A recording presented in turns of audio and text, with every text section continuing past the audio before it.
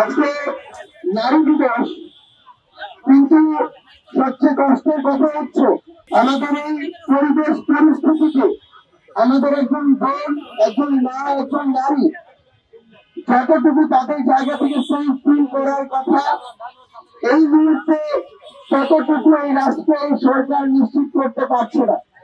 আমরা কয়েকদিন ধরে দেখছি আজকে আমাদের ঢাকা মেডিকেলের আইসিইউতে আমাদের মাগুরার ছোট্ট এক বোন আসিয়া মৃত্যুর সাথে টাঙ্গা লড়ছে। ওই সকলের দৃষ্টি থেকে আমাদের বোনদেরকে রক্ষা করা এখন একটু চ্যালেঞ্জ হয়ে দাঁড়িয়েছে। আমরা আমাদের জায়গা থেকে আমাদের পার্টির পক্ষ থেকে স্পষ্ট করে একটি অবস্থান জানেন। দেশ জুড়ে তোলপাড় ওয়ালটন ফ্রিজ কিনে আপনিও হয়ে যেতে পারেন মিলেনিয়ার। শুধুমাত্র সামাজিক জনপরিসর নয়, বরং আমরা সোশ্যাল মিডিয়া দেখছি আমাদের রাজপথে আমাদের বোনেরা যখন সামনের সারিতে দাঁড়িয়ে থেকে লড়াই করেছে তখন তাদেরকে কোনোভাবে কথা বলতে পারেনি, তখন বরং বিভিন্ন জায়গা থেকে আমরা সমর্থন দেখেছি। কিন্তু সেই বোনেরাই যখন আমাদের রাজনীতির মাঠে আসছে, বিভিন্ন পার্টি যেমন আমাদের পার্টিতে যোগদান করছে, তখন আমাদের এই বোনদেরকে স্পেসিফিক টার্গেট করা হচ্ছে। আমাদের এই বোনদেরকে নিয়ে অনেক মিথ্যা প্রপাগান্ডা ছড়ানো হচ্ছে, অপপ্রচার করা হচ্ছে।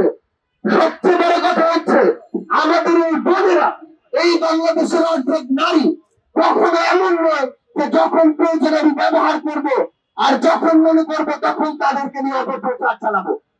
আমরা স্পষ্ট করে আমাদের অবস্থান জানাতে চাই, আমরা আমাদের বোনদের এই অভ্যুত্থানে হাসিনার বিরোধী লড়াই যেমন সামনের সারিতে পেয়েছি, আমরা আমাদের বোনেদেরকে আগামী রাজনীতিতে পলিসি মিটিংয়ে সামনের সারিতে চাই।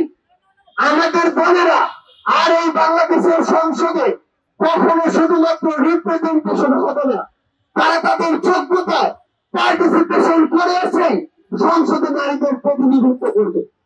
আমরা স্পষ্ট করে আমাদের পার্টির পক্ষ থেকে বলতে চাই, আইন শৃঙ্খলা রক্ষাকারী বাহিনীতে, সংশ্লিষ্ট মন্ত্রণালয়গুলোতে এবং এই অন্তর্বর্তীকালীন সরকারকে পুরো বাংলাদেশের প্রত্যেকটি জায়গায় জনপরিষদ থেকে সোশ্যাল মিডিয়ায় আমাদের বোনেদের সেফটি এবং সিকিউরিটি নিশ্চিত করতে হবে। এগুলোর বাইরে গিয়ে কেউ যদি কোনো ধরনের মদ কালচারকে ব্যবহার করে বিন্দু মাত্র আমাদের বোনেদের থেকে দৃষ্টি দেওয়ার চেষ্টা করে কিংবা তাদের সিকিউরিটি বিকৃত করার চেষ্টা করে, তাহলে আমাদের এই আইন শৃঙ্খলা রক্ষাকারী বাহিনী এবং সংশ্লিষ্ট মন্ত্রণালয়গুলো ব্যর্থ বলে প্রমাণিত হবে। এক্ষেত্রে আমরা আজকের পর থেকে তাদের সুস্পষ্ট অবস্থান এবং অ্যাকশন দেখতে চাই।